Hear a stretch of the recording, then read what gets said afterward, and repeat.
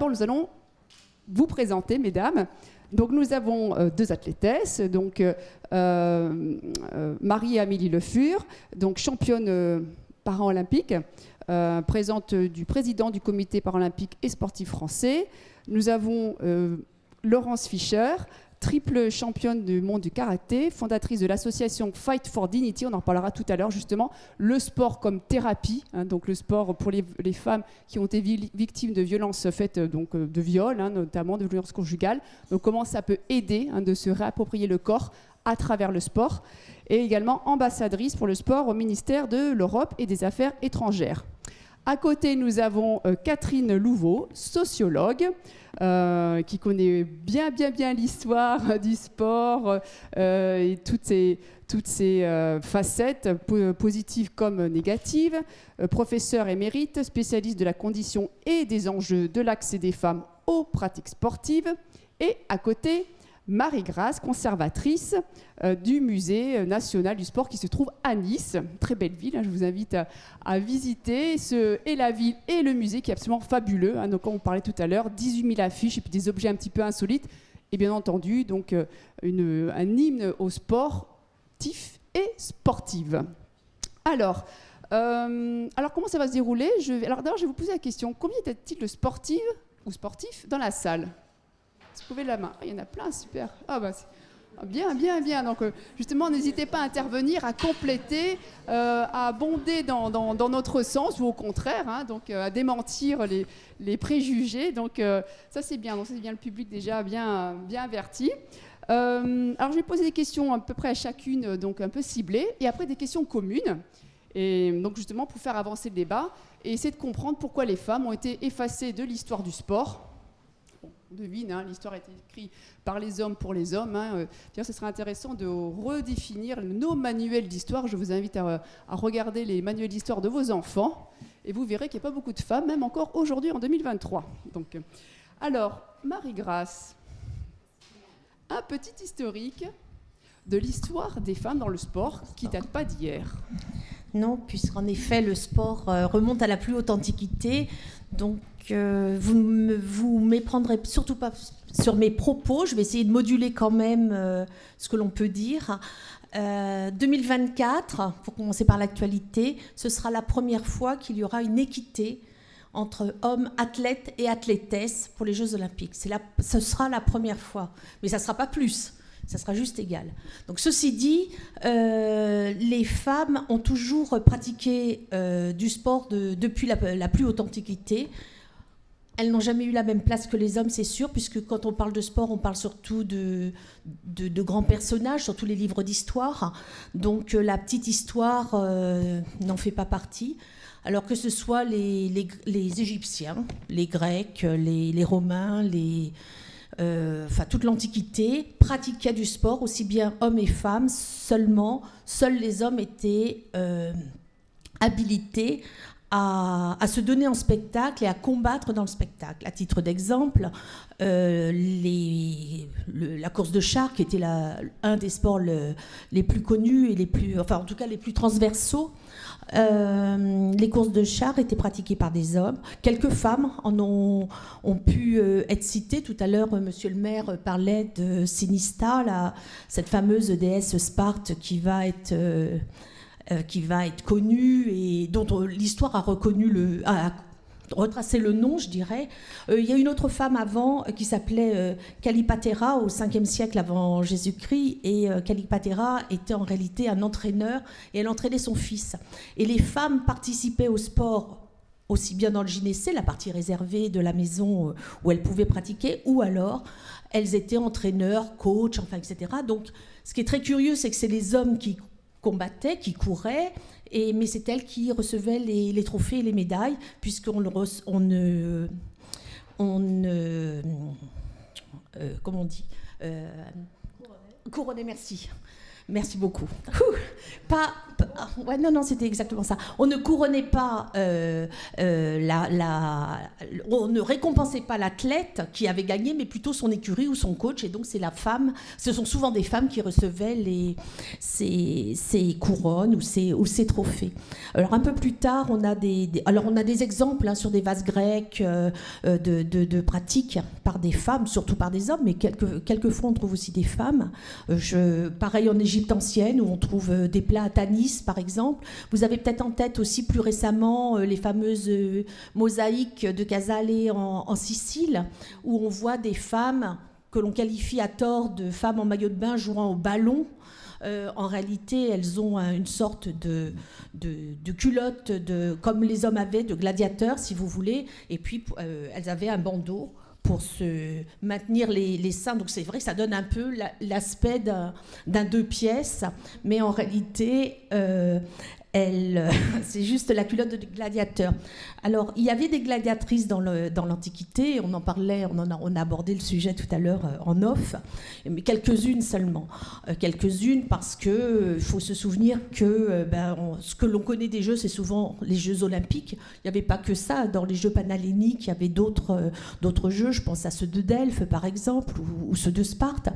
Ils ne sont pas venus jusqu'à nous, ils n'ont pas été aussi célèbres, et on se souvient essentiellement des Jeux olympiques, mais c'était des jeux votifs, des jeux religieux, et c'est pas une excuse, mais ça explique que dans ces rites, en tout cas, ils étaient principalement dédiés et pratiqués par des hommes. Alors il y avait aussi des rites religieux pour les femmes, par les femmes. Je pense au culte d'Héra, par exemple, les Héraias, où c'était des jeux féminins que l'on va retrouver aussi au cours de l'histoire dans des périodes plus récentes. Et on avance dans le siècle pour pas...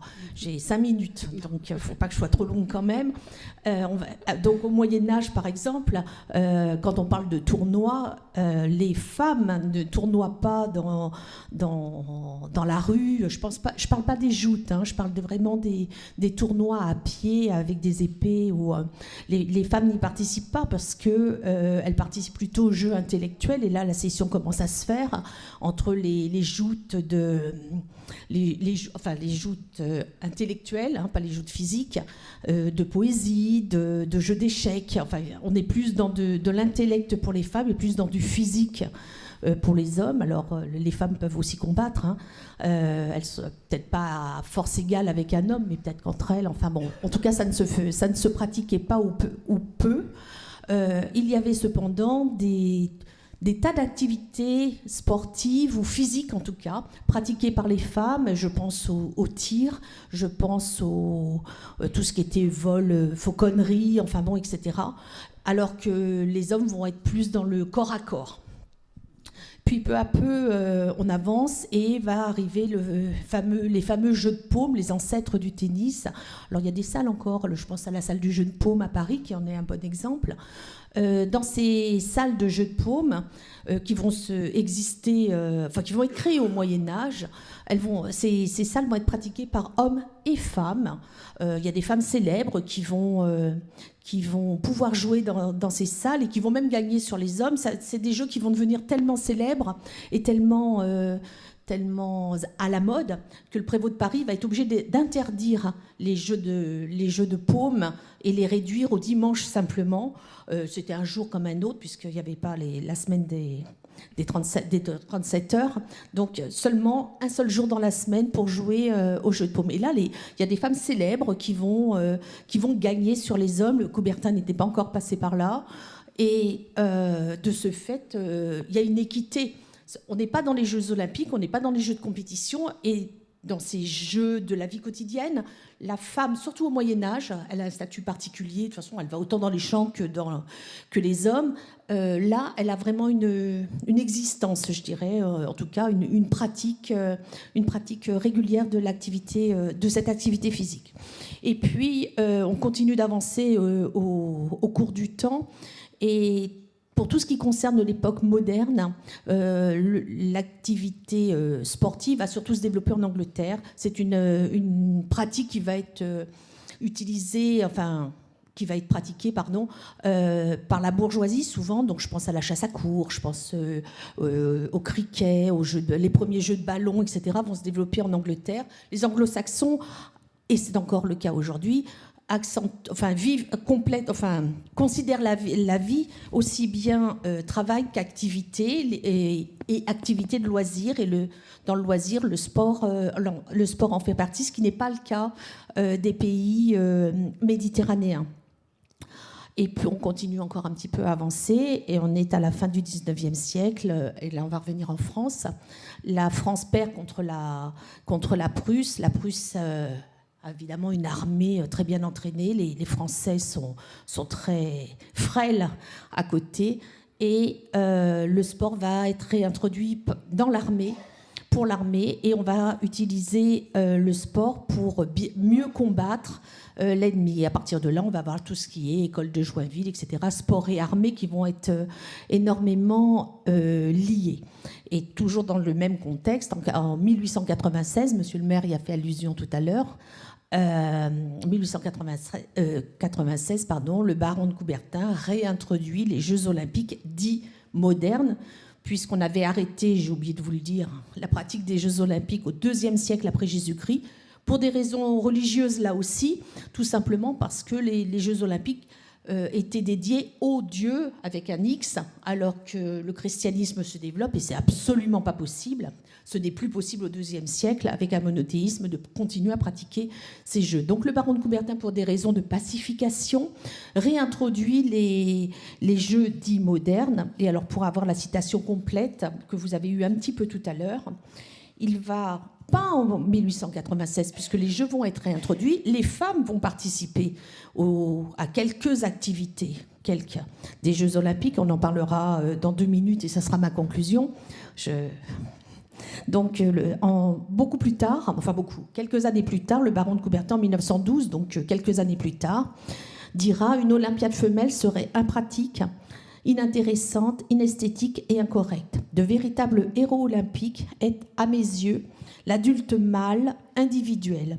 Les JO, les Jeux olympiques, donc, doivent être réservés aux hommes. Le rôle des femmes devrait être avant tout de couronner les vainqueurs. » Mais en disant que le rôle des femmes devrait être de couronner les vainqueurs, en réalité, il reprend l'aspect de l'Antiquité du 7e siècle avant Jésus-Christ, puisque c'était le rôle des femmes. Alors après, ces propos sont violents, mais il faut se replacer dans la fin du 19e siècle, où ce n'était pas le baron de Coubertin qui était violent, c'est la société en général. Si vous regardez, on a parlé Beaux-Arts tout à l'heure, si vous regardez les tableaux de Manet et Berthe Morisot, qui était la belle-sœur de Manet, elle a un rôle annexe, elle est derrière son balcon. D'autres tableaux, vous voyez la pyramide où on représente la femme avec ses 2 enfants, et parce que c'est la valeur sûre et c'est un contexte, et Pétain reprendra ça un demi-siècle plus tard. Donc, oui, disons qu'il était bien introduit et il vivait bien dans son siècle. Voilà, il n'était pas marginal. Alors, ceci dit, heureusement, les choses vont évoluer et je vous disais qu'il y a quelques femmes qui participent aux premiers Jeux olympiques, mais il faudra attendre 1928 pour qu'elles participent à des compétitions réelles, des compétitions vraiment comme l'athlétisme et pas simplement le tir à l'arc ou le canoë-kayak. En tout cas, il va falloir attendre le milieu du... Excusez-moi parce que je ne connais pas les chiffres par cœur. Il faut attendre le milieu du XXe siècle pour qu'on dépasse les 10% de femmes par rapport aux hommes. Donc athlètes. Et il va falloir attendre les années 80 pour qu'il y ait un quart de femmes par rapport au reste des hommes. Donc en effet, la route est longue. Et pour conclure, 2025, 50%, on ne sera pas 60, mais on sera au moins 50% de femmes aux Jeux olympiques. Mais il n'y a pas que les Jeux olympiques, il n'y a pas que la compétition, la pratique du sport, c'est aussi la pratique quotidienne. On m'a coupé le sifflet. J'ai passé les 5 minutes, c'est ça? Oui, technique, ça y est. Donc, la pratique féminine peut exister, elle se développe, heureusement, mais c'est vrai qu'il y a encore beaucoup de travail à faire. Je ne vais pas aller plus loin puisque je devais m'arrêter avant Alice Milla. Merci Marie pour cet exposé donc, depuis l'Antiquité jusqu'à, disons, en 1928. Alors effectivement, le rôle de la femme, c'était avant tout le rôle de la reproductrice. Les femmes devaient absolument faire des enfants. Et le sport était introduit fin 19e siècle pour faire des bons républicains, des bonnes républicaines, pour que les femmes donc, puissent faire des travaux dans les champs, qu'elles soient physiquement donc, fortes, ou dans les usines. Et les hommes aussi des bons soldats, des bons ouvriers. Donc il y avait cette notion de sport, pas forcément, donc bien sûr, de compétition, mais pour la santé, mais pour servir la République. Il ne faut pas oublier que la femme apportait la dot. C'est elle qui apportait l'argent. C'est tout un contexte, toute une histoire. Il y a une histoire qui dépasse le cadre du sport, en réalité. Alors du coup, comme ces femmes-là, donc elles faisaient du sport puis qu'elles voulaient aussi participer donc au football, à différentes disciplines. Eh bien, les hommes. Donc Catherine, tu vas nous expliquer un peu ça en détail. Eh bien, beaucoup de critiques ou des sportifs de l'époque disaient que les femmes, elles pouvaient avoir, j'ai lu ça dans des poils qui pouvaient d'un seul coup pousser, avoir la matrice qui pouvait bouger, devenir très masculine. Donc il y avait donc le côté reproducteur pouvait être altéré. Donc j'ai vu ça dans on parle fin 19e siècle, là, ou début 20e, où justement il y avait plein de préjugés sur le fait que les femmes fassent du sport. Et donc, en 1928, les femmes, comme tu l'as dit Marie, au JO, commencent à participer. Que s'est-il passé ? Oui, alors on est obligé de dire, à la fin du 19e siècle, en fait, on craint les descentes d'organes. Voilà. Pas de vélo, parce qu'elles font du vélo aussi quand même. Elles n'ont pas attendu qu'on les autorise. C'est-à-dire qu'elles font tout un ensemble d'activités avec un bloomer, c'est-à-dire une culotte. Alors c'est catastrophe complète, parce qu'en plus, elles mettent une culotte. Bon. Et donc de la montagne, du patinage, enfin il y a plein évidemment du tennis. Et effectivement, après les guerres, il y a des politiques natalistes qui fait qu'on veut protéger les femmes parce que ce sont les futures mères. Alors évidemment, on ne peut pas faire l'impasse par rapport à 1928, date très importante, avec Alice Milla. Alice Milla qui a fait en sorte que des femmes puissent pratiquer dans différents clubs, enfin dans son club en tout cas, c'est une Anglaise, elle fait de l'aviron, et donc elle fait pratiquer, enfin elle fait en sorte que les femmes, filles, etc. puissent pratiquer des activités qui font horreur ailleurs ou qu'on n'accepte pas, dont on ne veut pas qu'elles les fassent, etc. Je vais très vite, mais c'est quand même elle qui crée la première fédération française d'athlétisme en 1917, pendant la guerre, qui va créer ensuite l'association internationale, je ne dis pas le libellé exact, pour les femmes, le sport, et qui va mettre en place des jeux qu'on ne peut pas appeler olympiques en 1922, pour les femmes, où elles vont faire des activités, des épreuves plus exactement, des épreuves qui leur sont interdites par ailleurs. Et qui, en tout cas, qui ne leur sont pas ouvertes. Et avec elles, il y a beaucoup de femmes d'autres pays du monde, c'est-à-dire les Allemandes, les Américaines, les Anglaises, enfin les pays du nord de l'Europe, qui sont beaucoup plus évolués que nous, les pays latins. Et donc, la question, on pose souvent la question de la capacité. Est-ce qu'elles sont capables de faire ? Oui, la preuve, elles étaient capables. Alors la preuve, 1928, De Coubertin n'est plus président du CIO. Elles ont beaucoup revendiqué de faire de l'athlétisme. Jusque-là, elles n'en faisaient pas. Au jeu, 5 épreuves sont introduites. Alors, je n'ai pas fait la liste, mais enfin, 5 épreuves. Je n'ai pas fait la liste parce que je n'ai pas le temps de tout raconter. Et donc, juste pour retenir que dans ces 5 épreuves, il y avait le 800 mètres. Et donc, à l'arrivée du 800 mètres, elles sont, comme aujourd'hui, encore dans beaucoup d'épreuves, et comme les hommes, j'y tiens beaucoup, essoufflées, épuisées, elles peuvent tomber à terre. Enfin, c'est pas très original aujourd'hui, on le voit beaucoup. Mais à l'époque, ça choque. Qu'est-ce qu'elles font là et pourquoi elles sont là ? Et c'est pas féminin, mais quelle horreur, parce qu'il y a une espèce d'obligation de rester féminine. De toute façon, ça va courir 150 ans. Sportive, mais féminine. Sportive et féminine. Oui, c'est pour ça que je dis 150 ans. On en parlera après des vêtements et la mode. Voilà, on y est encore. Donc, le 800 mètres, c'était pas beau à voir, dit une journaliste allemande. Qu'est-ce qui se passe ? Eh bien, qu'à cela ne tienne, on va supprimer le 800 mètres, qu'on va réintroduire quand dans les épreuves des femmes ? 1960. 60, plus de 30 ans après. Alors, en 1900, donc les jeux féminins, c'est ça qui est intéressant. Alors, ça ne va pas durer longtemps parce qu'elle va se faire avoir, en fait, par toutes les fédérations, politiquement, etc., Alice Milla. Mais je continue jusqu'à quand alors moi, je voulais savoir un petit peu... non, c'est important, parce que pendant 30 ans, il y aura donc, effectivement plus de disciplines sportives. Par contre, ce qui est intéressant, ce qui me plaît dans les années 60-70, si tu peux un petit peu expliquer donc, le sport est-ce qu'on peut considérer le sport comme moyen de revendication au même titre Je vais en décevoir beaucoup. au fin 19e siècle, Non. avec Billie Jean, je pense Oui, alors, on va y venir. À Catherine Sweater. Oui, voilà, hélas. En France, on a 68. Tout le monde sait de quoi je parle. 68, donc manifestation, le patriarcat, etc. On a le développement MLF, féminisme, 1970. Et dans les recherches, les historiennes, les sociologues, les psychologues, etc., etc. Donc, il y a des recherches qui portent sur le corps des femmes. Donc, on est sur la question de la contraception, je vous apprends rien, 1967, de l'avortement. Donc, dans le mouvement féministe, il y a aussi beaucoup de recherches avec des historiennes telles Michel Perrault, bien entendu, qui est dans les pionnières par rapport aux femmes ouvrières. Donc, il y a beaucoup de recherches qui se développent dans les années 60. Et alors, ce qui est quand même intéressant, enfin, c'est intéressant, moi, ça m'a questionné beaucoup, ça me questionne plus vraiment beaucoup. En 68, alors qu'il y a des manifestations, au sens de manifestations de rue, pour revendiquer le droit à la 68, le droit à la contraception, enfin tout ce qui concerne le corps, mon corps m'appartient, l'avortement, le viol, enfin tout ce qu'on connaît globalement, enfin on le sait globalement tout cela. Eh bien, en 68, critique des institutions, l'école, le monde du travail, etc. Le sport, rien, pas une critique sur le sport. Alors, il y a un mouvement critique du sport, que je connais par ailleurs, Jean-Marie Brome et d'autres, mais il n'y a pas de critique du sport qui est formulée dans l'ensemble de cela, de même qu'il n'y a pas dans les manifestations concernant « mon corps m'appartient, je fais ce que je veux avec », etc., etc., dans les années 70, rien concernant le sport. En clair, et j'ai assez étudié la question, et dans un livre on en a parlé, féminisme et sport ne se sont jamais rencontrés. J'ai fait une enquête à cette époque-là, dans les années 70, envoyée à tous les journaux, les revues féministes, etc. Une enquête sur le sport. Est-ce qu'elles en parlaient? Est-ce qu'il en était question? Parce que bon, on avait comme presse l'équipe, point. Donc c'est pas vraiment féministe comme journal. Et donc rien, elles ne m'ont pas répondu à mon questionnaire qui voulait enquêter. Voilà, qu'est-ce que vous en pensez? Qu'est-ce que vous en dites? Donc, au risque de décevoir un petit peu, les revendications concernant les femmes dans le sport, eh bien, elles viennent, alors pour aller vite, des pays anglo-saxons. C'est-à-dire que, et toujours aujourd'hui, ça me peine énormément, et ça je le dis très sérieusement, c'est-à-dire qu'il n'y a pas de revendication.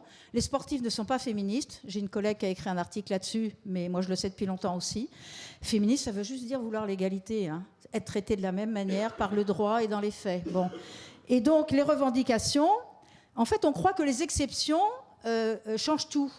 Donc tout à l'heure, on a encore dit, mais maintenant c'est plus pareil. Enfin, je ne sais plus comment le maire a prononcé. Oui, non, l'idée que c'est advenu l'égalité, etc., etc. Mais oui, mais c'est une idée, justement, c'est une illusion. Alors, le sport n'est pas un espace de revendication de l'égalité dans ces années 60-70. Les féministes ne s'intéressent pas aux pratiques sportives, au sport. Alors ça, c'est quelque chose qu'on connaît aussi, c'est considéré comme un objet social mineur, vous rappelez ou pas. À une époque que vous connaissez certainement pas, vu les questions d'âge que je vois, il y avait la tête et les jambes à la télé, donc les questions intellectuelles qui étaient rattrapées par les jambes, donc cette opposition, la tête et les jambes, mais montre bien que les jambes, c'est quand même, certes elles peuvent l'emporter, mais c'est plus péjoratif que la tête, qui est mieux, les intellectuels, et les chercheurs, chercheuses, etc., ont déconsidéré le sport comme objet de recherche, tout simplement. Alors, les femmes dans le sport, bon, voilà. Et donc, il n'y a pas de revendication, en France en tout cas, en particulier. D'où viennent-elles, alors? Les États-Unis en particulier, là. Alors, ce qu'il y a eu dans les années 70, quand même, en France, c'est la reconnaissance du football des filles. Elles rentrent en 1970 à la Fédération française de football. Mais pendant ce temps-là, le rugby les refuse. Elles sont obligées de créer une Fédération française de rugby féminin. C'est le seul sport qui est obligé de faire ça. Elles y rentreront en 1989. Bon, parce qu'ils ont des effectifs en baisse, alors ils ont besoin des... Et c'est vrai en plus, ils l'ont dit, j'ai des citations, etc. etc. Donc, la boxe française aussi, c'est le début des années 70. Donc les premiers 60-70, on voit émerger football, rugby. Dans les années 20, il y avait du football et du rugby, La barrette, ça s'appelait le rugby, mais ça a été supprimé à la fin des années 20. Plus de subventions, plus d'équipes, plus de clubs. C'est vite vu, hein. Voilà. Donc ça s'est quand même passé comme ça pour les deux. Alors qu'est-ce qui se passe? Eh bien évidemment, il faut avoir en tête, autant il faut avoir Alice Milia en tête, autant il faut avoir Billie Jean King en tête, c'est-à-dire cette joueuse de tennis. Il faut voir le film Battle of the Sex, très intéressant, parce que c'est le grand fantasme des journalistes de faire s'opposer une femme et un homme. Hein. C'est quelque chose qui les travaille, on le voit dans les façons dont ça peut être dit. J'en profite, demain justement, il y a un spectacle à 14h sur justement la bataille des sexes. Demain, voilà. C'est bien. Alors, il y a Cathy Switzer en 67, qui voulait courir, qui faisait le marathon. Elle a été démasquée, enfin démasquée, c'est pas le mot, mais elle avait mis un bonnet, bref, elle a été prise sur le fait. Elle voulait absolument courir. Mais enfin, derrière ça, c'était en 67, elle n'a rien fait d'autre. Je dis ça rapidement. Hein. Billie Jean King, en revanche, donc, on lui doit beaucoup sur l'égalité, puisqu'elle s'est beaucoup bagarrée sur les salaires et les primes. Et donc, il n'y a pas que le match contre un homme. Et donc, elle a décidé que ça devait être à égalité. Et à l'US Open de 1973, on avait promis qu'il y aurait les primes d'égales en 72. C'est le premier tournoi où il y a des primes égales aux États-Unis entre les hommes et les femmes. Et qu'est-ce qu'elle avait fait? Alors ça, c'est un exemple très important. J'aimerais tellement que beaucoup de sportifs le prennent comme exemple. Elle avait menacé de ne pas jouer cette compétition si les prix n'étaient pas égaux pour les femmes et pour les hommes. Megan Rapinoe, 2019, football, a fait la même chose avec 21 filles de l'équipe de joueuses de son équipe. Les Australiennes ont fait la même chose. Et qu'est-ce qu'elles ont obtenu? L'égalité des primes et des salaires. Donc j'insiste beaucoup là-dessus pour que ce message se diffuse. Des conventions, oui, parce que j'observe, ça fait 40 ans que j'observe ces problématiques d'égalité dans le sport, et j'observe que beaucoup de féministes, de sportifs, non, je ne suis pas féministe, mais non, non, je ne suis pas féministe, non, oui, d'accord, ça serait bien si on gagnait la même chose, etc. Bon, là, c'est vrai que, par exemple, l'équipe de France de football, je pourrais prendre quelques exemples qui m'ont chagrinée par rapport à des choses que j'ai entendu dire, par rapport à... C'est normal qu'ils gagnent beaucoup plus que nous, c'est normal qu'on leur rende leur chambre, c'est normal, non, c'est pas normal. Bon, voilà, on peut dire que c'est l'histoire. Donc, les années 60-70... mais elle a déclaré, Billie Jean King aussi, ce qui est très important par rapport à ce que je suis en train de dire, c'est qu'elle n'avait été guère soutenue par les autres joueuses pour obtenir cette égalité. Là aussi, c'est important. Je reste convaincue, je m'arrête, que la force, l'union, il n'y a pas de secret, quoi. Le nombre, là, on voit des choses en train de se passer. Le nombre, l'union fait la force.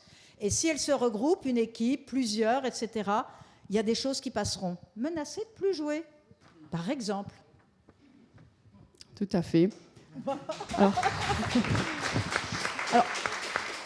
j'ai envie de demander à nos athlètes, est-ce que vous avez eu, lorsque vous combattiez sur le ring, entre guillemets, vous aussi, cette volonté de dire, moi aussi, je veux la même prime, je veux au niveau salarial. Est-ce qu'il y a eu ces débats entre vous, ou des menaces, ou en parler entre vous par rapport à l'égalité, par rapport aux hommes au salaire? Vous avez chacune.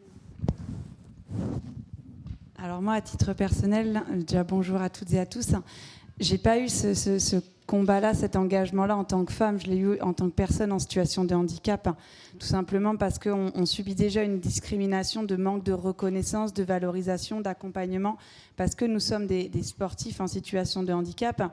Et la chance que j'ai eue, c'est de ne pas subir la double peine d'être et une femme et en situation de handicap. C'est-à-dire que quand vous êtes une parasportive, vous êtes aussi peu considérée que vos homologues masculins. Voilà, donc ça, c'est un désavantage.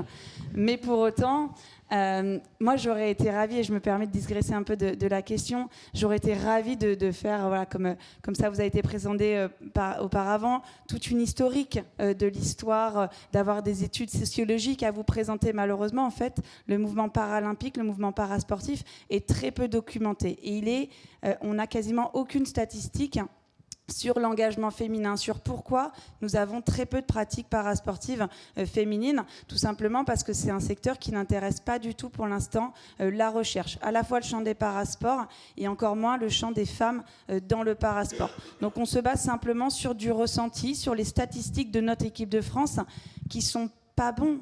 les statistiques, ils sont même mauvais. En fait, il faut savoir que on tend sur l'équipe de France olympique sur une égalité hommes-femmes en termes de nombre de représentants. On est à 44%, donc on n'est pas encore à 50%, mais on est à 44%. Si on regarde l'équipe de France d'été, on est à 25% pour les Jeux paralympiques, 25% de féminines. Sur l'équipe de France d'hiver, on tombe sous les 15%. Donc on a véritablement un déficit de la pratique féminine dans le milieu parasport, dans notre équipe de France, et on pense que c'est tout simplement le reflet de ce qui se passe sur le territoire. Et comment on peut expliquer ça ? C'est simplement l'accumulation de 3 facteurs. L'accumulation de ce qui vient de vous être présenté, c'est-à-dire tous les freins qui sont inhérents à la pratique des femmes dans le sport, ce regard que nous avons de la pratique sportive, de cette relation au corps, du fait que les femmes sont mieux finalement à la cuisine que sur le champ sportif. Enfin, voilà, tout cet inconscient et cette réalité populaire qui s'impose sur les femmes. Il y a la difficulté aussi de pratique quand on est une personne en situation de handicap, et donc tous les freins qui sont encore présents pour cet accès. Et il y a des freins qui sont spécifiques à la jeune femme, à la femme en situation de handicap. Et ces freins, ce sont lesquels ? Il y en a peut-être 3 majeurs. Le premier, c'est l'absence de rôle modèle. L'absence finalement d'identification, et tant qu'on n'aura pas des rôles modèles qui nous ouvriront le champ des possibles, on n'aura pas ce déclic et on aura toujours ce phénomène d'autocensure vis-à-vis des jeunes femmes en situation de handicap. Le deuxième, c'est la censure parentale, la censure médicale, la censure des professeurs de PS qui finalement ne vont pas forcément inciter la jeune fille en situation de handicap, estimant que c'est une jeune fille qui est fragile, qui subit une situation de handicap, et donc on ne va pas la fragiliser encore plus avec le sport.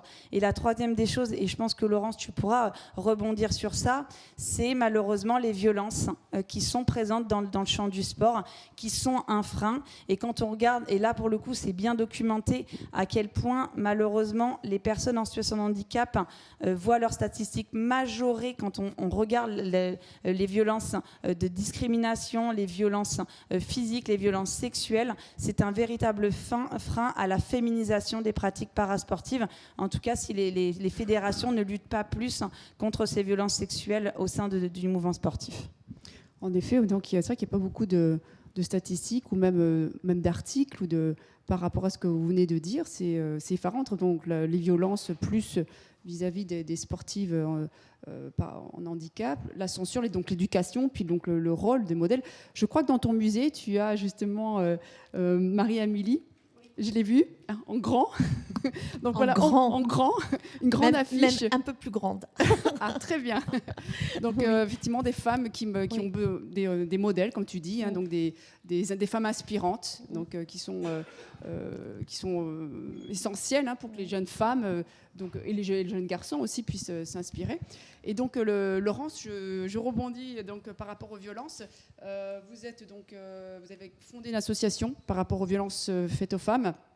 Alors déjà une question par rapport au karaté qui est soi-disant. Alors je vais te poser une question complètement un peu bête. Est-ce qu'il y a des sports plus pour les garçons que pour les filles?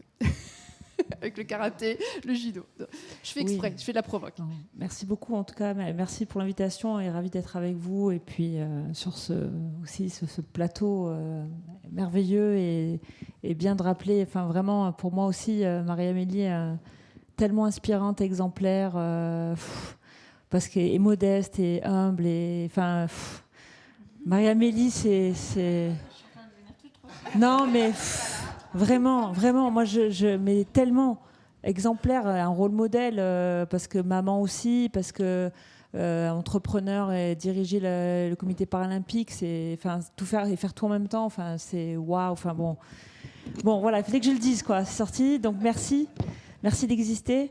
Et vous savez, finalement, je trouve que tout ce qu'on se dit et le travail que j'ai pu mettre en place avec Fight, c'est un miroir de la société.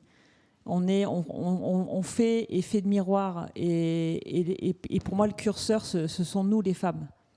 On fait curseur de la santé de la société et on est que ça.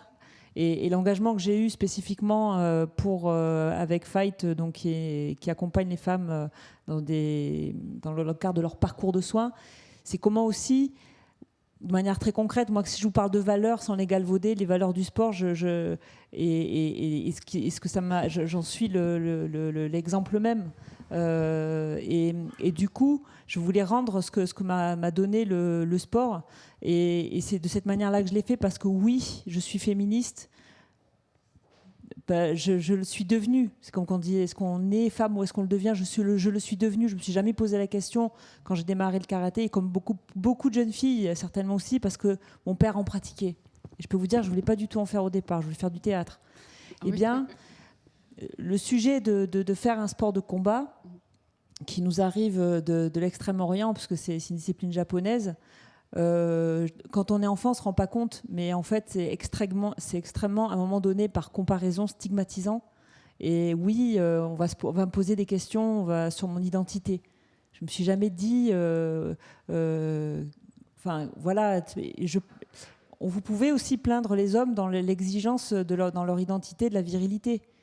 Un homme qui fait du rugby va être attendu, un sport où on va le questionner sur sa sexualité, s'il va faire de la danse, du patinage artistique, ou s'il va faire de la natation synchronisée. C'est normal? Moi, je ne crois pas. Parce que c'est d'abord, et ça on le sait, c'est la passion qu'on a de la pratique. Et cette même pratique est-elle accessible à tous? Je ne crois pas. Et en plus, sans être accessible, on est confronté au regard qu'on va nous porter sur notre propre identité. C'est pas normal. Enfin, moi, je trouve ça absolument pas normal. Mais c'est ce qui m'a questionné, c'est ce qui a fait que j'ai voulu agir précisément, parce que j'ai eu des témoignages de personnes qui ont été victimes dans le sport, mais aussi en dehors, parce que le sport, quand on en fait à très haut niveau, et je ne suis plus ambassadrice pour le sport, je ne travaille plus pour le Quai d'Orsay, mais vous savez, les qualités qu'on a, c'est aussi d'être à l'écoute de l'autre, d'être curieux. J'aime à dire que la diplomatie, c'est vraiment ça. On va, à un moment donné, sur un tatami, on va être dans le sport de combat en tout cas, on va être dans la négociation. On va vouloir imposer son excellence à l'autre tout en étant à l'écoute. On va dans une forme de joute, dans un temps donné et dans un espace donné, avec des règles. Vous voyez ? Ça, rien que de vous dire ça, et à l'échelle de la diplomatie, de ce qu'on a à faire dans la négociation, c'est des choses merveilleuses, c'est des choses que nous, dans le sport, on nous apprend et qui font qu'on devient des êtres extrêmement équilibrés. Et en sortant du stéréotype de nous dire aussi, très français, de ne pas être effectivement ni valorisé ni reconnu dans ces qualités qui nous permettent aussi d'être des êtres humains extrêmement complets, comme ça pouvait être attendu pour particulièrement les hommes à un moment donné, fut un temps. C'est-à-dire qu'on peut tout aussi bien faire des études de très haut niveau, s'investir dans plein de domaines et en même temps être athlète. Bon, voilà. Et quand vous êtes une femme et que ça vous est quand même un petit peu beaucoup enlevé. Et à l'échelle internationale, j'ai travaillé en Afghanistan, puissance 10 000. J'y étais en 2005 pendant un mois à Kaboul. La liberté d'être soi, parce que vous êtes femme, c'est pas possible. Et l'engagement des femmes que j'ai pu rencontrer, l'engagement, il était politique. C'est-à-dire que c'était une revendication d'exister en tant que femme en faisant du sport, au péril de leur vie. Vous, après ça, vous ne voulez pas que je m'engage, vous voyez ? Donc voilà, l'ouverture que ça peut vous donner aussi dans la rencontre. Donc pourquoi l'engagement de Fight, avec Fight, que j'ai créé en 2017, parce que j'ai rencontré un homme aussi extraordinaire, parce que le sport vous permet des rencontres extraordinaires. D'abord, les personnes avec qui vous allez vous confronter, les personnes qui vont vous aider à performer, et qui vont vous accompagner parce que ce sont des sachants.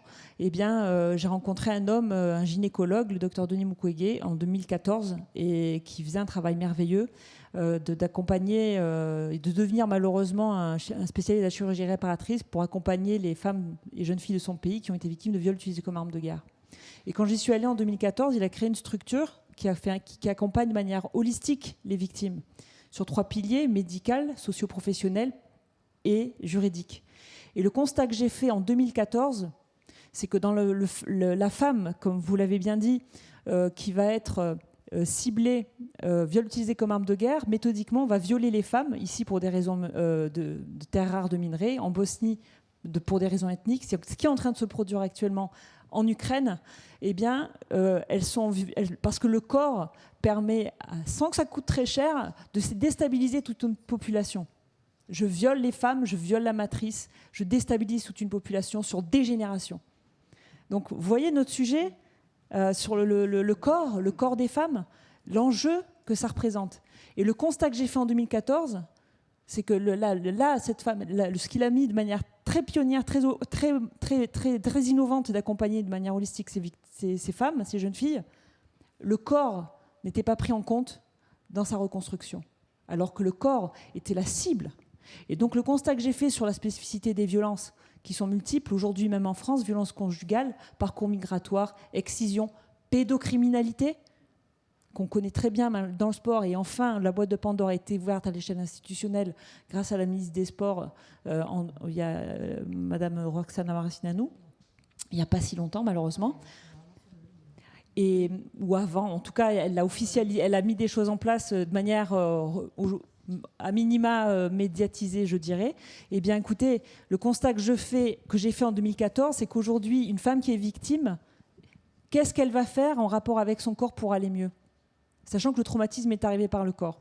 À quel moment le mouvement sportif s'est inscrit en connaissance de cause, en connaissance du traumatisme qu'entraînent les violences, s'est inscrit à accompagner les femmes. Aujourd'hui, une femme qui est victime, culpabilité, honte, la loi du silence, elle ne va rien dire parce qu'elle a peur. Je prends que ça. Intuitivement, ou dans son entourage si c'est possible, elle va aller faire une activité physique. Mais là, je parle de toutes les femmes et des jeunes filles. Parce que c'est majoritairement ces personnes-là. Elles vont faire quelque chose, mais de manière sans surtout qu'on ne sache pas ce qui lui est arrivé, parce qu'elle sait que potentiellement, elle va craindre le pire. Et moi, ce que je dis aujourd'hui, et là, j'étais dans un pays où c'est pandémique, c'est reconnu, et le docteur le crie depuis 1999, c'est qu'on ne s'est jamais inscrit, n'importe quelle discipline, et moi aujourd'hui le karaté, parce que je le pratique, on ne s'est jamais inscrit à accompagner les victimes par le corps. Et donc, à juste titre, vous le dites, j'ai lancé une action recherche, on aura les résultats le 6 avril, je l'ai lancé en France, parce qu'on m'a dit, pourquoi vous ne faites pas ça en France ? Je lui dis, mais en France, il y a le sport, mais il n'est pas adapté aux spécificités des syndromes post-traumatiques. Et donc, on a lancé une action recherche pour mesurer l'impact de la pratique. Donc, vous aurez des résultats, la restitution aura lieu le jeudi prochain. Parce qu'effectivement, il faut absolument qu'on ait des données, il faut qu'on prouve que ça a un impact concret, scientifiquement prouvé sur ce public, pour qu'à un moment donné, ce soit une systémie, parce que ce problème-là, il est pandémique. Voilà, et que le mouvement sportif s'inscrive dans cet accompagnement. Ça veut dire comment ?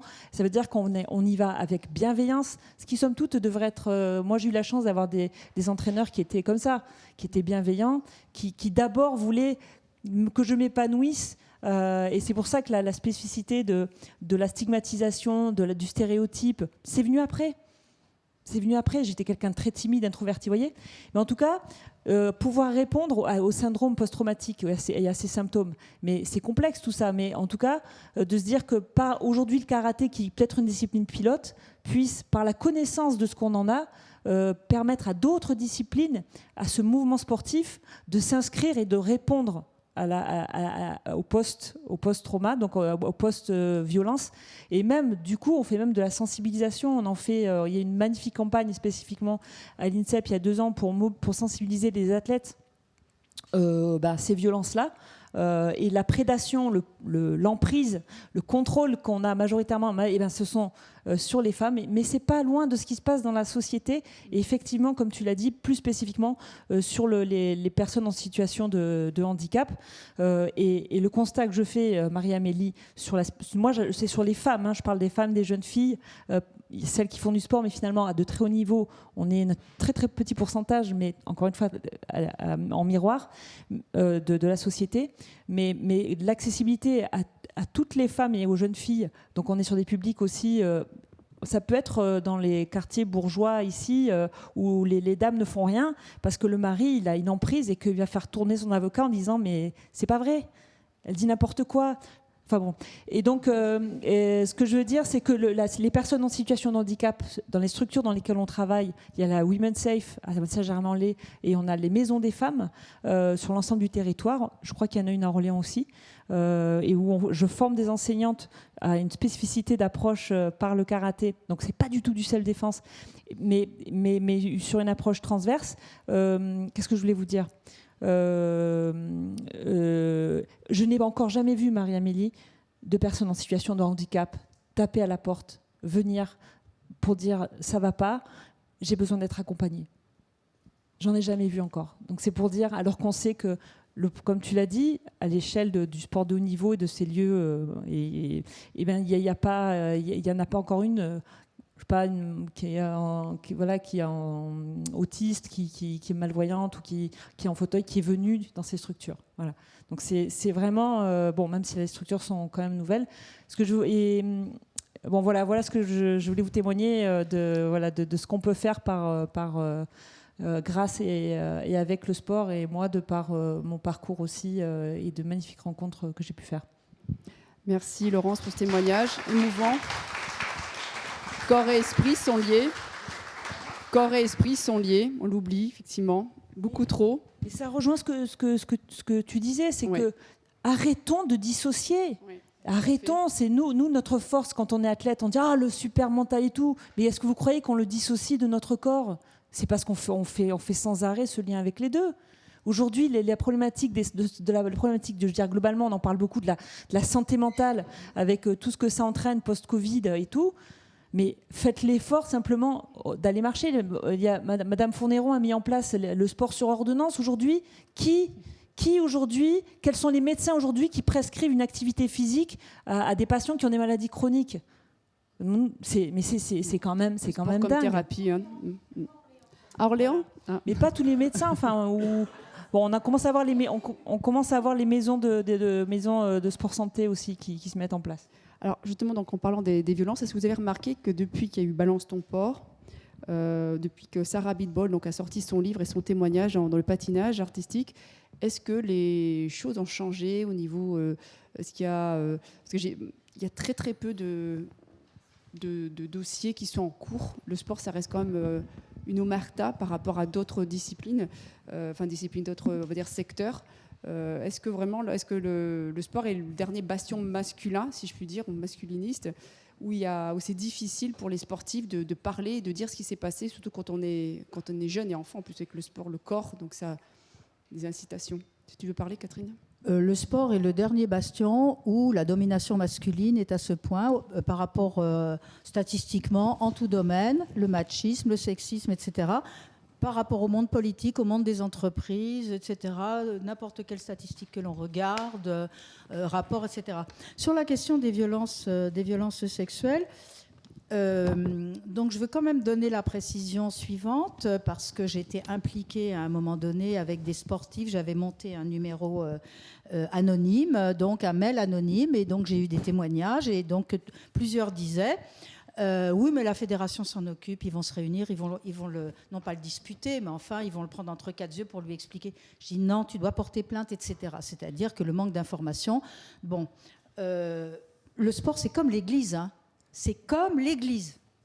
Ça a été, et c'est encore... Ah oui, non, mais j'ai pas peur d'être péremptoire là-dessus, sur beaucoup de choses d'ailleurs. C'est le silence, l'omerta et la protection... des prédateurs, en l'occurrence, en tout cas, de ceux qui commettent ce qu'il faut bien appeler des crimes, qui ne sont pas donc des délits. Le viol est un crime, je rappelle. Hein. Historiquement, ça ne l'a pas toujours été. Maintenant, c'est le cas. Et quand se déclare l'affaire Abitbol, on a déjà historiquement d'autres histoires quand même, d'autres faits qui ont été rendus publics.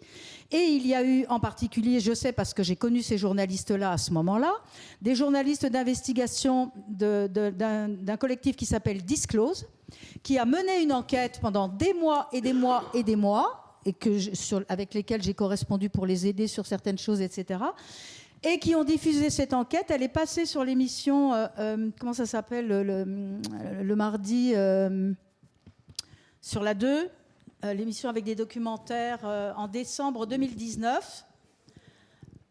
Oui, enfin bon, elle est passée sur une grande chaîne, quoi, une chaîne publique. Et donc, à ce moment-là, il y avait aux États-Unis un procès j'ai oublié son nom aussi, c'est les noms propres.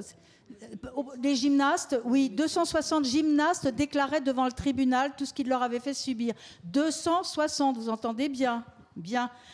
Laura Flessel, alors là, j'ai pas peur. Laura Flessel, c'est dans la presse, donc vous trouverez où vous voulez, le Figaro, je ne sais plus où, je vous retrouve toutes les références quand on veut. Laura Flessel dit « Ah bon ? Moi, j'ai rien entendu dire en France, non, il n'y a pas... Donc, c'est il ne se passe rien. » Ah là, ça m'a bien énervé. On a fait une tribune à 3 collègues qui est passée dans Le Monde. Mais ça a changé depuis. Hein. Oui, bien sûr. Non, mais tu plaisantes. Non, je plaisante pas. Bon, bref... il faut se renseigner, attention, parce que je me permets, c'est un sujet que je maîtrise, donc je ne peux pas vous laisser dire des choses comme ça. Oui, mais je peux finir ce que Laura Flessel a dit. Elle a dit que c'était rien, qu'il ne se passait rien. Non, c'est pas fini. Et après, donc, il y a eu l'affaire Abitbol, il y a eu les athlètes de Créteil, il y a eu beaucoup d'autres choses.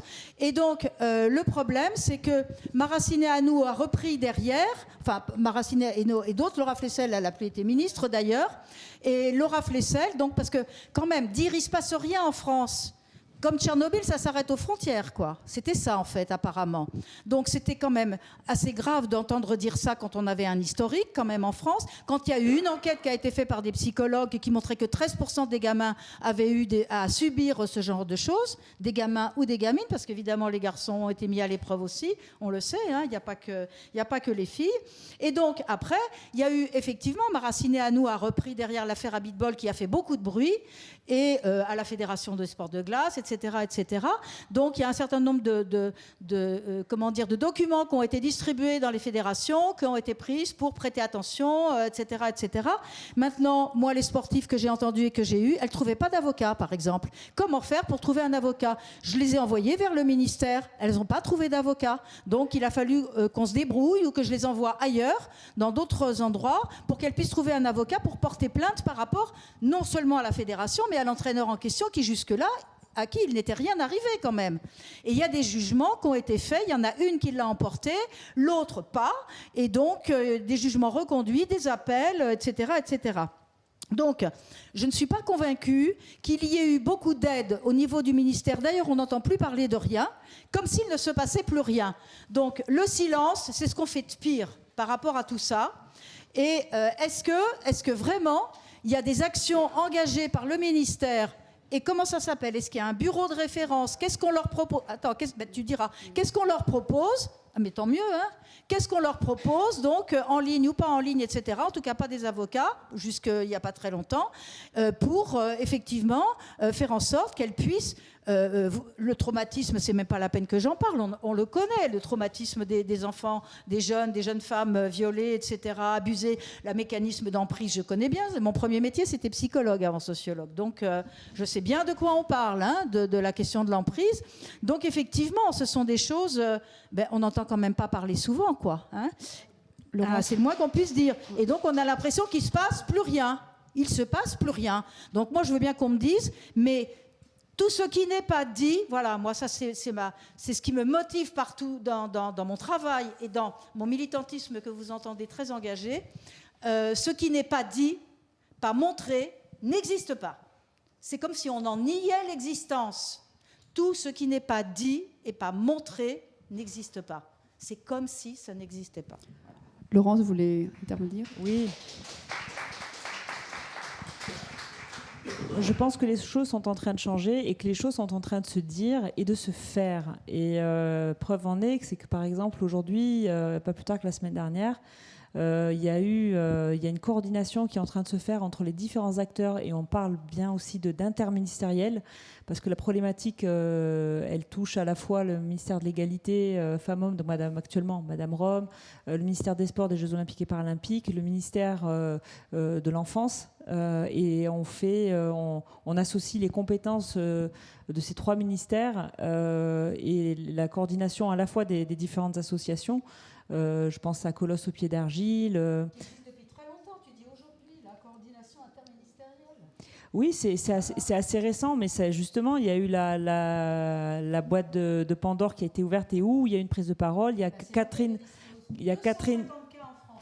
Non, mais il y en a même plus aujourd'hui qui sont où justement le fait qu'il y ait eu cette structuration, ce processus qui a été mis en place, cette capacité de pouvoir accompagner les victimes dans le parcours et où effectivement porter plainte est fondamental pour que l'impunité cesse et que les victimes soient protégées.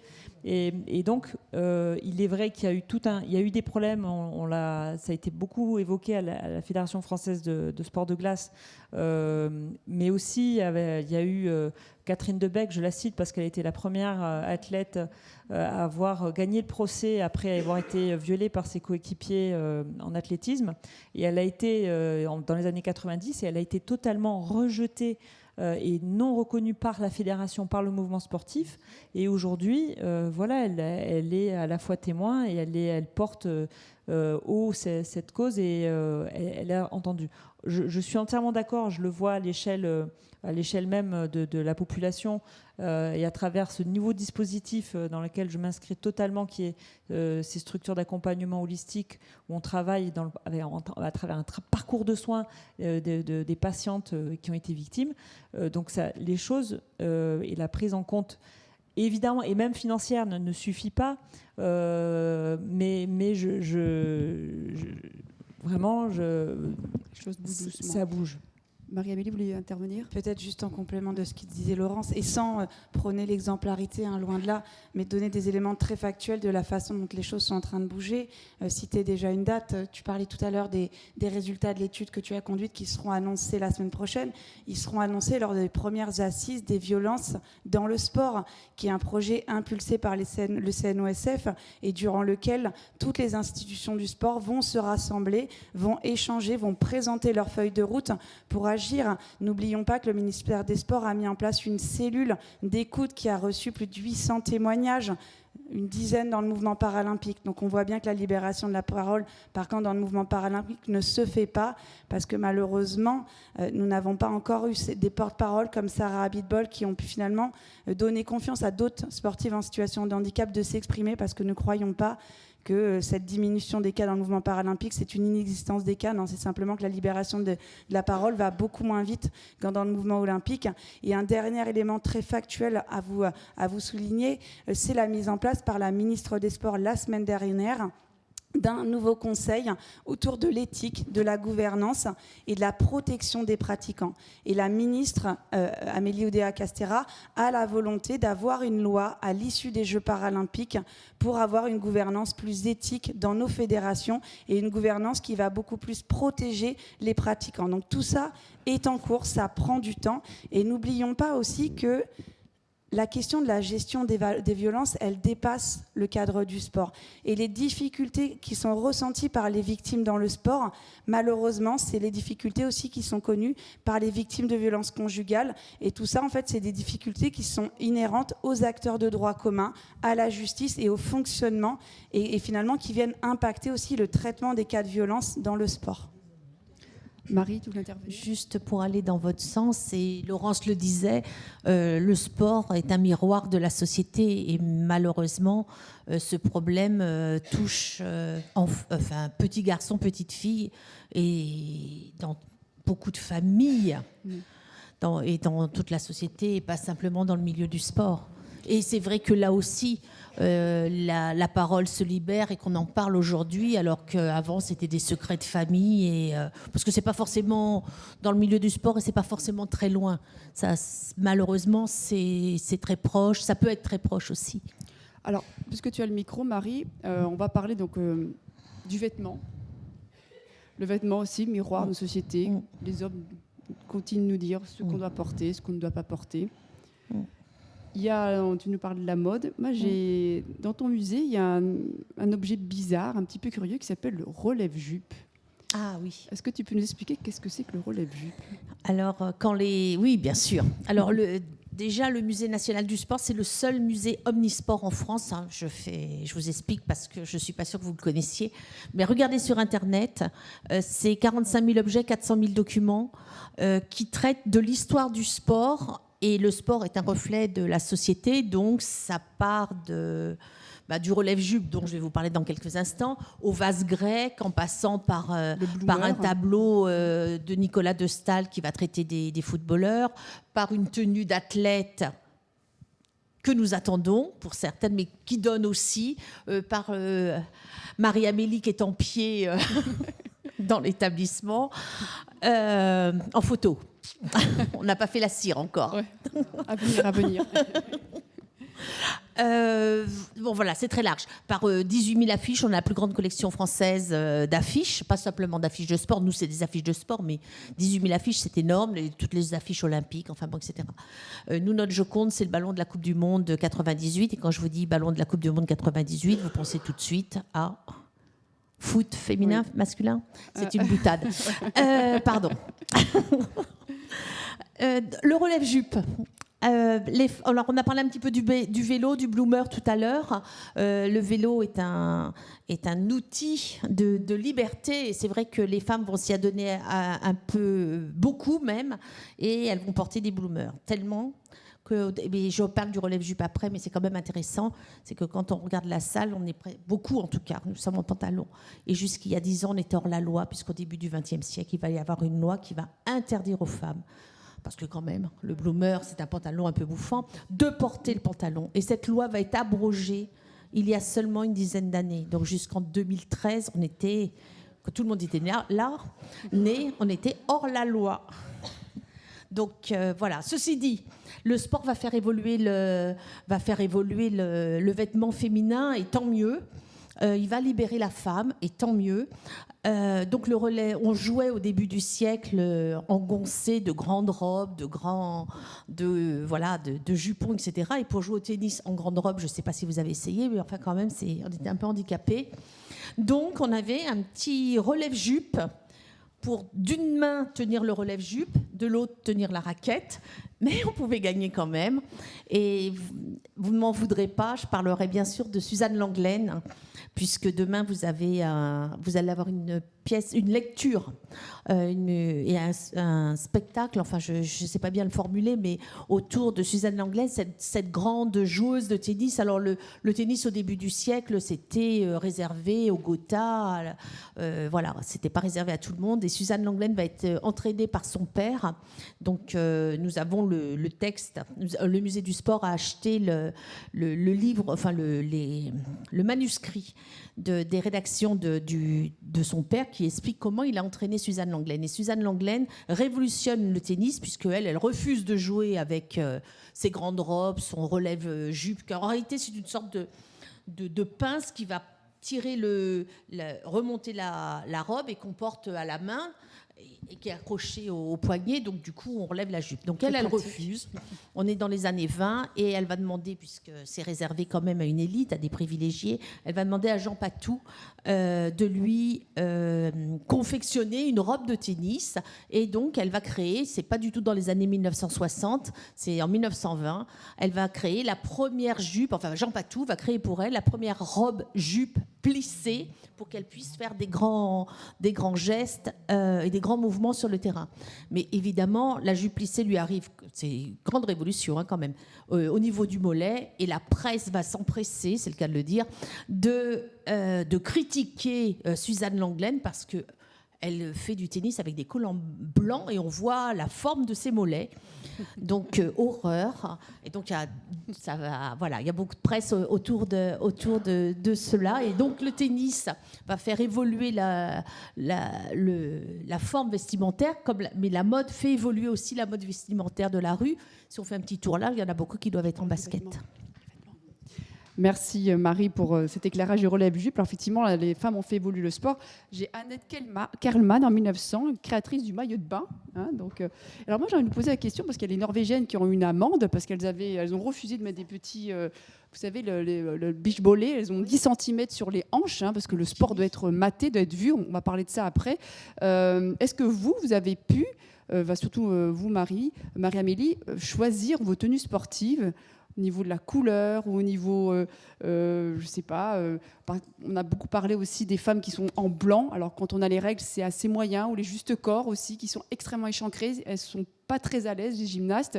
Et pourtant, c'est difficile, hein, la question du vêtement, de faire évoluer tout ceci. Est-ce que vous pouvez nous donner un petit peu votre avis là-dessus ? Alors non, j'ai pas véritablement eu le choix, on va se dire les choses, hein. Surtout quand on part en sélection équipe de France, on reçoit une dotation et on fait avec ce qu'on nous donne. Et moi, à titre personnel, j'ai jamais été finalement très questionnée sur la typologie du vêtement, qu'est-ce que j'aimerais porter en tant que sportive paralympique, d'athlétisme.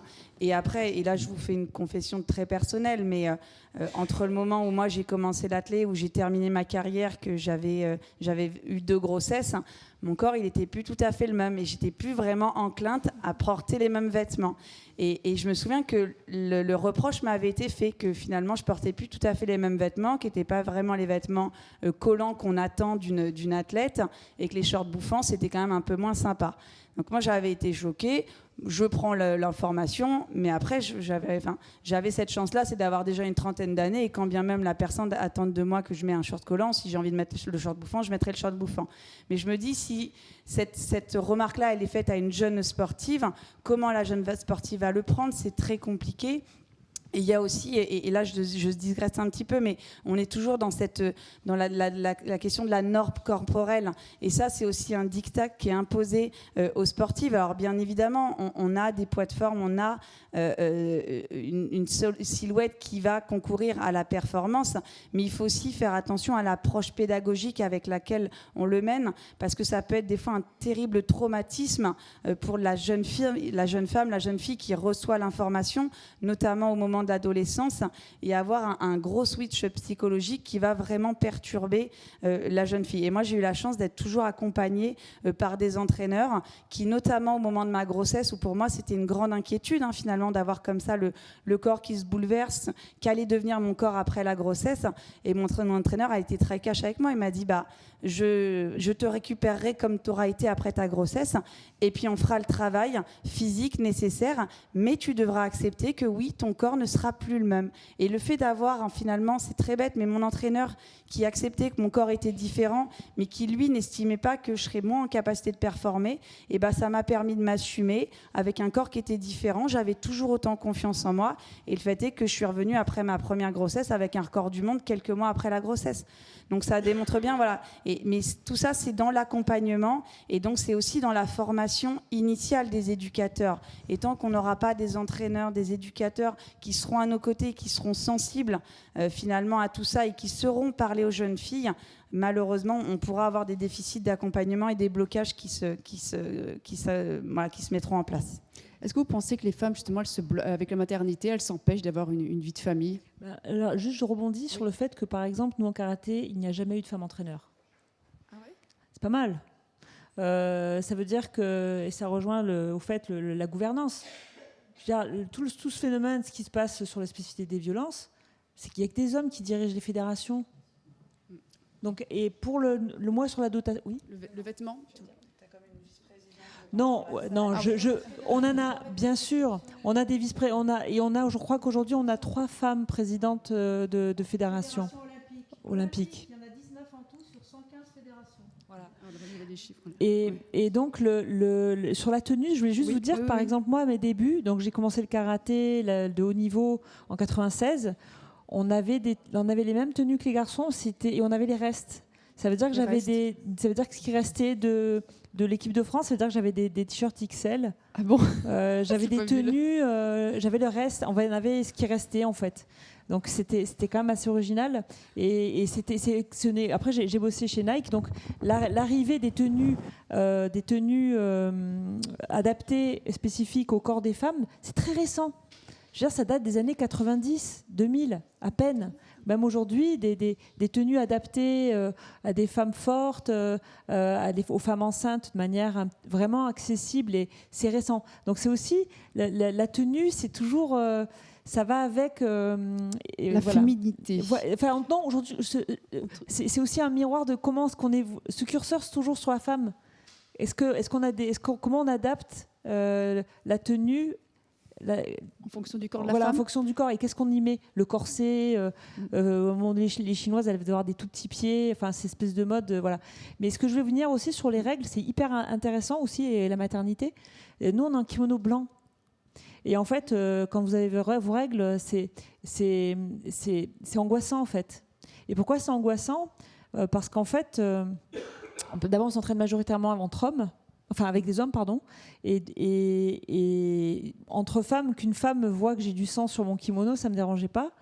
Mais c'est ce regard que va porter l'homme et la honte de dire « Oh là là, j'ai taché mon kimono ». Et ça rejoint au fait des menstruations d'aujourd'hui, même aujourd'hui. Et heureusement, il y a eu je crois qu'il y a eu un article, il y a eu un dossier dans l'équipe, mais il y a peut-être 7, 8, 5 ans, sur les menstruations féminines dans le sport. C'est hyper récent. Et ça veut dire aussi qu'on peut tout retrouver l'impact que ça a sur la performance, donc sur les cycles, ce qu'on est obligé de faire, ou même de se servir, de tomber enceinte pour avoir plus de... C'est une charge mentale. Oui, ou on est dans un... Comment dire, on en est, c'est très significatif en fait du miroir un petit peu de l'état de connaissance. Enfin, de nos spécificités. Et idem, moi, vous savez, je me faisais pipi dessus. Vers 25 ans, je me faisais pipi dessus en performance. Je prenais un appui. Et au moment où j'allais faire partir, je ne comprenais pas pourquoi je me faisais pipi dessus. Je me dis que pourtant, et avec la honte de se dire, mais c'est les personnes âgées qui se font pipi dessus. Mais même une personne âgée qui se fait pipi dessus, de base, c'est quand même pas normal. C'est juste que de manière, on n'est pas informé qu'on a un périnée. Vous vous rendez compte de ça? Et pourquoi on ne le sait pas? Parce qu'en fait aussi, majoritairement, ce sont des hommes. On le sait à un moment donné. Nous, on a la chance, même en France, à post-accouchement, de pouvoir avoir une rééducation périnéale. Mais avant ça, vous ne savez pas. Et c'est tellement tabou. Moi, j'étais pas gênée à ma coéquipière. Je lui dis, ça t'arrive, toi, de te faire pipi dessus? Elle disait rien. Et alors qu'en fait, je me faisais pipi dessus parce que je travaillais en crunch, les abdos, je travaillais le gainage, parce que je n'ai jamais travaillé par le périnée. Et pourtant, karaté, on parle du hara, on parle de... Donc, c'est tellement tabou. Alors que je suis une femme et qu'on a toutes nos règles et on a tout un... Enfin, voilà, on est faites pareil. Mais vous voyez, on n'en parle pas, c'est voilà. pas un sujet. C'est pas un sujet donc, de débat. juste, je voulais vous partager de manière ce fait. Et parce qu'en même temps, on revient sur ce dont on parle aussi, c'est que il ne faut pas en parler, quoi. Justement, on va en parler. Parce que c'est normal, c'est naturel. Catherine, tu veux intervenir par rapport à ça? Oui, alors je voulais parler du vêtement, mais avant là-dessus, le constat que j'ai pu faire depuis tant d'années, c'est que très peu de médecins se sont intéressés au fait qu'il y avait des femmes sportives, et qu'il y avait peut-être des choses auxquelles il fallait s'intéresser tout particulièrement. L'ostéoporose à 30 ans, c'est normal. Non, point d'interrogation, bien évidemment, etc. etc. C'est-à-dire que ce n'est pas en prenant des produits dopants que des cyclistes se trouvent avec des problèmes osseux, des problèmes musculaires, les problèmes dont vous parlez, etc. C'est-à-dire que moi, pendant très longtemps, j'ai travaillé 20 ans à l'INSEP, et quand il y avait des médecins, des réunions où on parlait beaucoup de choses, etc., ce qui me paraissait les préoccuper le plus, c'est la grossesse comme obstacle. Alors qu'en plus, on sait que dans les premiers mois, ce n'est même pas un obstacle. Au contraire, puisqu'il y a une meilleure oxygénation du sang et qu'au contraire, les athlètes sont plus performantes. C'est intéressant à savoir. Or, c'était qu'est-ce qu'il ne faut pas faire comme sport, qu'est-ce qu'il ne faut pas faire comme type d'effort, etc. J'ai entendu parler de la triade de l'athlète bien après les années 90 par les médecins, c'est-à-dire de symptômes qui sont spécifiques aux femmes par rapport à des entraînements intensifs. La disparition des seins, la disparition des règles, ça posait problème à qui? C'est-à-dire que, en fait, puisque les médecins étaient des hommes, forcément. Bon, majoritairement. Alors, ça, c'est quand même des vraies questions, tout ça, dans les deux sens, quoi. Hein, l'information dans les deux sens, et surtout les travaux, par exemple, on en parlait tout à l'heure, qu'il n'y a sans doute pas eu, ou qui ne se sont pas encore faits. Sur le vêtement, alors le vêtement, il y a quand même des normes qui ont été très imposées, parce que libération des corps, évidemment, je vais trouver des exemples contraires maintenant, parce que comme c'est comme ça que ça m'intéresse de voir ceux qui résistent. Eh bien, dans ce qui résiste, c'est qu'il y a des clubs dans lesquels, au handball, elles mettent des jupettes, et elles les mettent. Des jupettes, oui, pourquoi? Ah, pourquoi? Bon, Sponsor. avec le short en dessous, mais pourquoi la jupette? C'est pour avoir l'air d'être des vraies filles. C'est pas moi qui le dis, hein. Mais il leur est beaucoup demandé d'être féminines. À une époque, les joueuses de football, on leur demandait, quand elles allaient chercher un prix quelque part, une municipalité quelque part, de se mettre en jupe. En cyclisme, de mettre du vernis à ongles. Bref, alors moi j'observe aujourd'hui qu'en effet, les athlètes de l'athlétisme mettent beaucoup de maquillage, beaucoup de bijoux, comme s'il fallait se dédouaner d'être musclées, d'être performantes, comme s'il fallait prouver qu'on est des vraies femmes, puisque là, on a affaire en effet avec les bijoux, les cheveux longs. Alors ça, les cheveux longs, c'est très intéressant, obligatoire dans le football à un certain moment, pour les filles, je parle.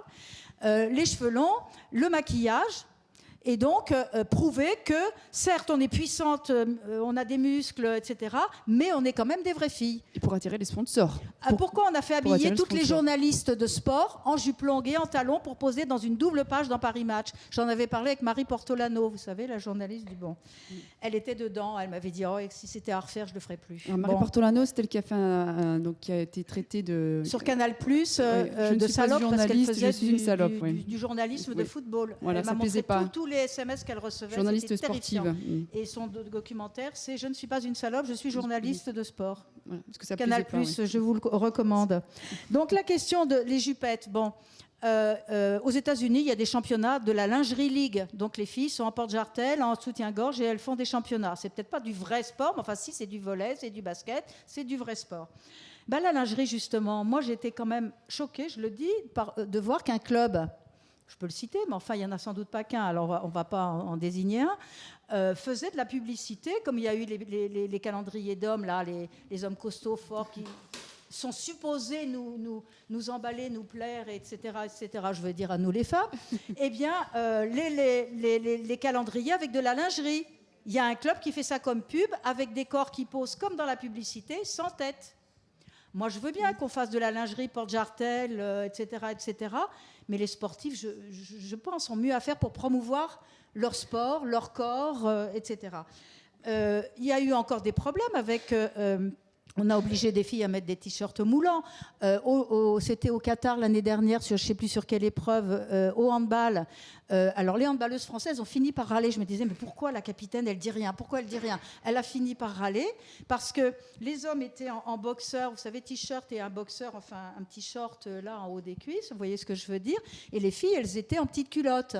Et elles ont dit, nous, ça nous gêne, pourquoi on ne peut pas jouer dans la même tenue que les hommes? Ah, mais oui, mais non, bon, voilà. Il y en a qui se sont pris des amendes parce qu'elles ne voulaient pas accepter la tenue qu'on leur imposait. Et la tenue qu'on leur impose avec les sponsors, c'est qu'il faut vendre les images. Je ne vous apprends rien, je pense. Enfin, je nous apprends rien. Donc, il y a quand même un lien là-dessus. Et alors, Amélie Mauresmo, évidemment, sans arrêt comparée. Alors, sans parler des guignols qui montraient les épaules, comme les sœurs Williams, etc. Oui, mais les sœurs Williams, qui étaient au moins aussi costauds qu'elles, je le dis bien, oui, mais elles avaient les petits trucs dans les cheveux, les perles, elles étaient en robe moulante, etc., etc. Amélie Mauresmo, elle arrive en débardeur et en short, donc une tenue, entre guillemets, masculine. Et évidemment, entre guillemets, et d'autant qu'elle a dit qu'elle était homosexuelle, une de ses adversaires a dit « J'avais l'impression de jouer contre un homme ». Bon, donc tout ça, c'est pas n'importe quoi. C'est-à-dire que ce sont des signes plus que symboliques sur ce qui est possible pour elles, pour les femmes, je veux dire, les femmes, les filles, etc., par rapport à ce qu'on attend d'elles et ce qui ne peut pas être fait. Et ça engage aussi les hommes dans le jugement, c'est-à-dire qu'un garçon qui veut faire de la GRS, j'ai une ancienne GRS de l'équipe de France qui a fait sa thèse avec moi là-dessus, qui veut faire de la GRS, c'est un PD. Je parle comme mes étudiants, hein. Bon, donc c'est pas voilà. Donc la question de la norme des hommes, pour les femmes, est terrifiante par rapport au corps, et elle l'est toujours, quoi qu'on en dise. C'est intéressant parce que par rapport à Marie-Amélie, et c'est ce qui nous arrive souvent sur les. En fait, on a 5 grands piliers. C'est sur lesquels on avait au Forum Génération Égalité, qu'on a eu l'honneur d'accueillir en France, donc un forum onusien Women, pour femmes, qui n'avait pas lieu depuis 26 ans.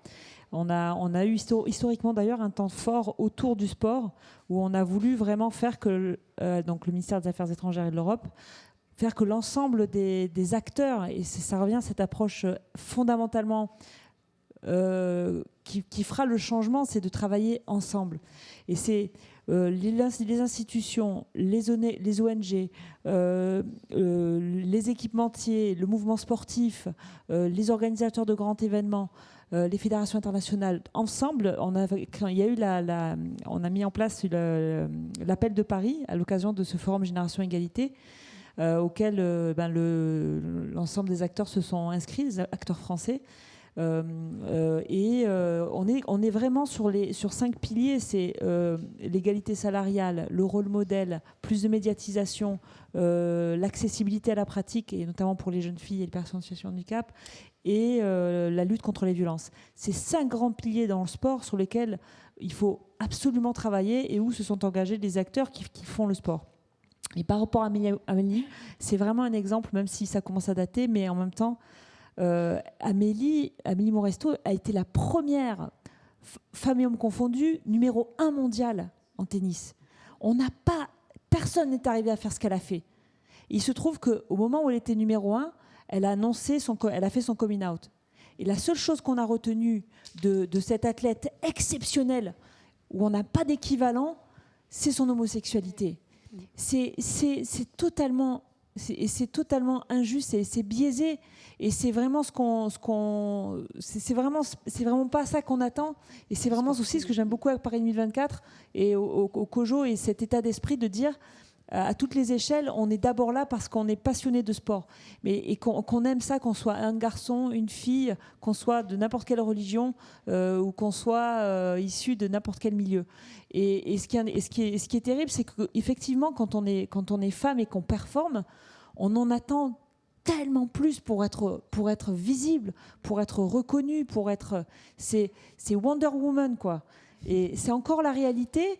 Et même aujourd'hui, si on doit citer une athlète, que ce soit pas une paralympienne,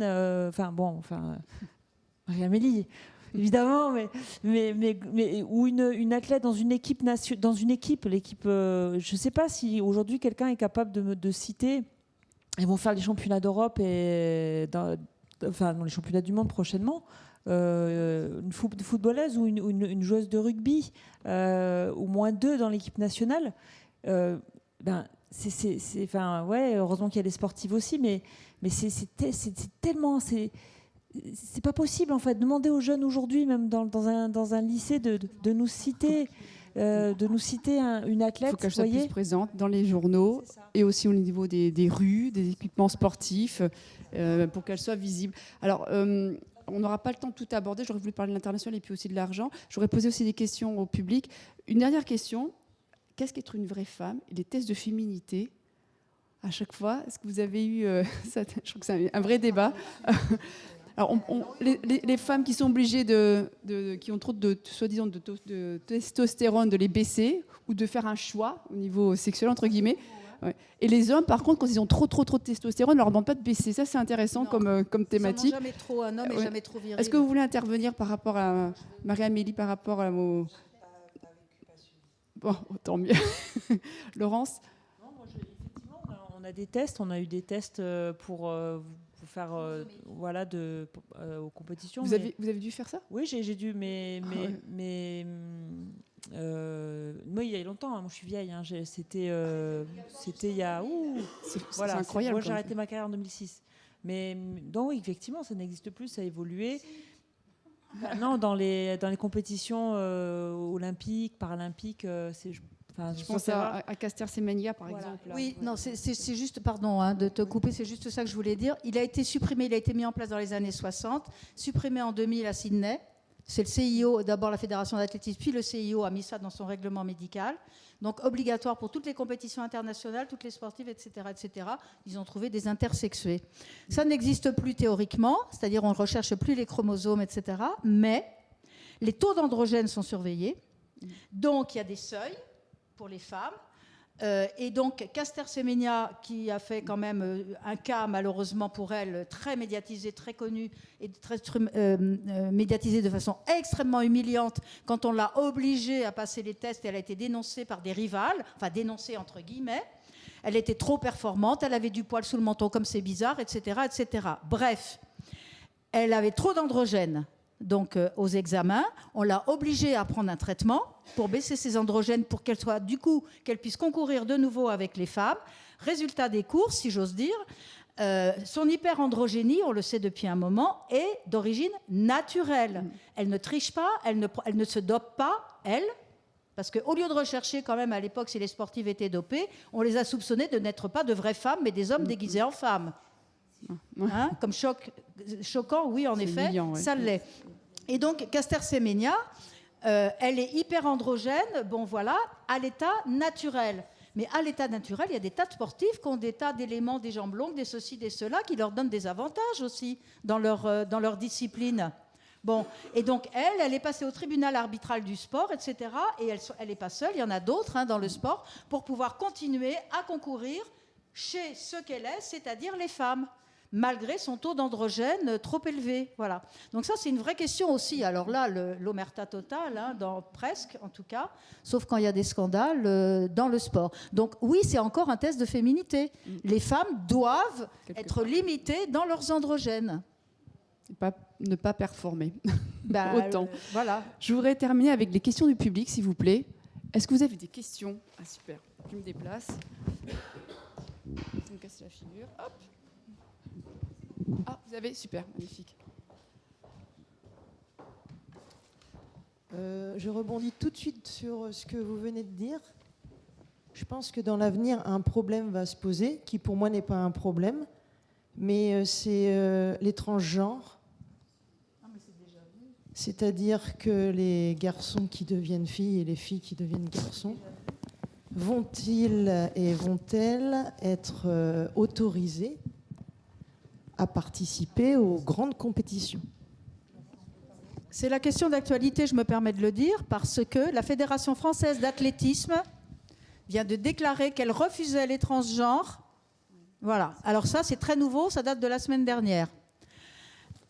Oui, mais je fais partie d'un ensemble quand on discute avec les Canadiennes, les Américaines, etc., il n'y a pas de raison, nous considérons qu'il n'y a pas de raison qu'il y ait les transgenres, tout dépend du temps du traitement, de ce qui a été fait, etc. Mais au départ, on a quand même affaire à des hommes, au plan du squelette, au plan musculaire, etc. Donc, est-ce qu'ils auront un jour des corps comparables aux femmes, mais des femmes très musclées? Bon, voilà, c'est-à-dire que ça paraît vraiment un problème très, très compliqué. Les transsexuels opérés avant l'adolescence étaient acceptés dans le sport. C'est ridicule opérer avant l'adolescence, parce que souvent, les problèmes se posent à l'adolescence. Passons. Mais les transgenres, en revanche, la fédération de rugby les a acceptés en France. Donc, on a déjà 2 fédérations qui sont prononcées.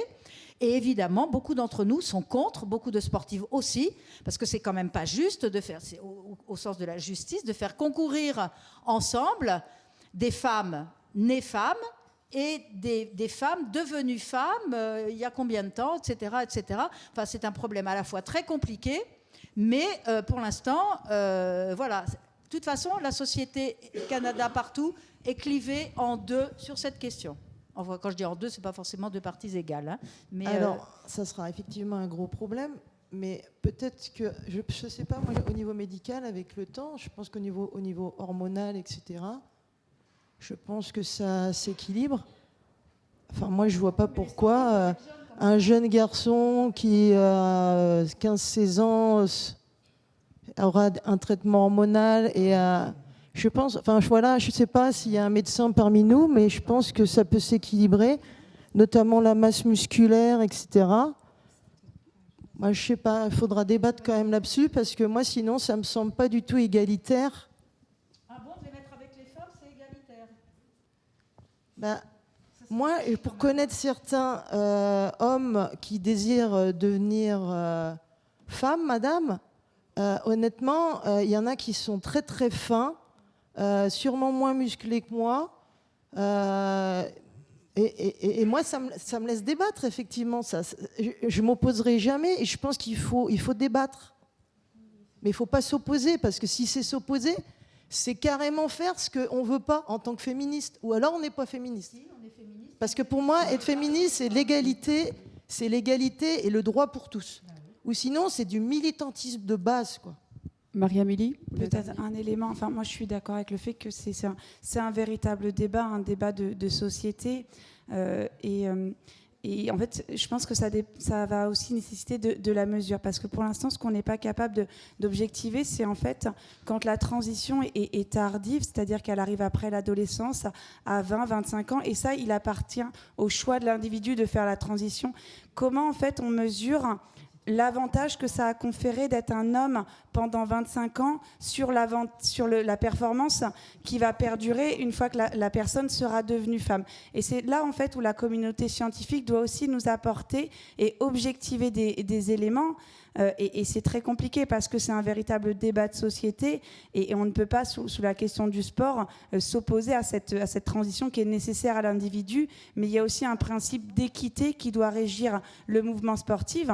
Et là où moi je peux faire un parallèle, parce qu'on le vit dans le mouvement sportif, c'est l'exclusion de sportifs paralympiques comme moi des compétitions valides, parce qu'on est médié par du matériel, parce qu'on a un avantage qui semble être mesurable.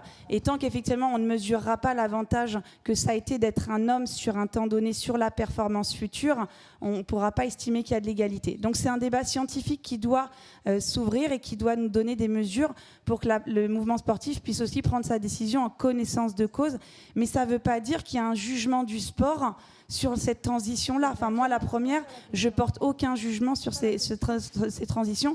Ce que je veux, c'est une équité du sport. Et pour terminer le débat, c'est pour ça que je suis opposée au fait que les sportifs appareillés aillent dans le milieu olympique. Parce que moi, je ne veux pas de dopage technologique dans le monde olympique.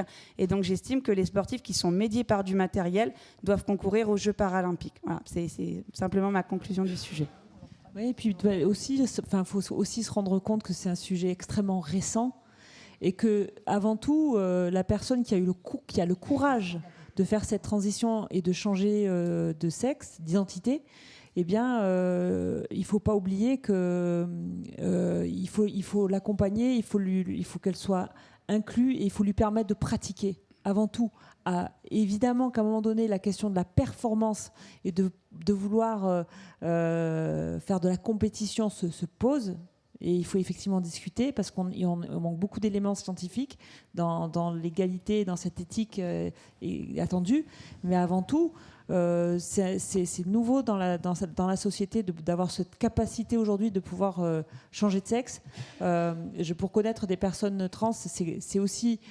C'est pour ça que je parle que c'est extrêmement courageux parce que il y a de la souffrance. Il y a de la souffrance déjà derrière. Au départ en termes d'identité et après vous prenez à vie des hormones quand même pour pouvoir être qui vous êtes. Vous vous rendez compte, donc je dis respect et effectivement je pense que c'est un peu tôt pour arriver à être très sûr. Très tranché. Il y a des questions. Je crois qu'il y a une dame. Allez-y. Non, bonjour à toutes et tous. Merci à toutes les quatre. Toujours contente de vous entendre, Marie-Amélie et puis Laurence. Vous faites du bien. Voilà, vous faites du bien. On se rejoint sur beaucoup de sujets. Moi, je traite aussi la question du stress post-traumatique, mais à travers un autre prisme, et notamment avec les ateliers slam et du coup la question des mots.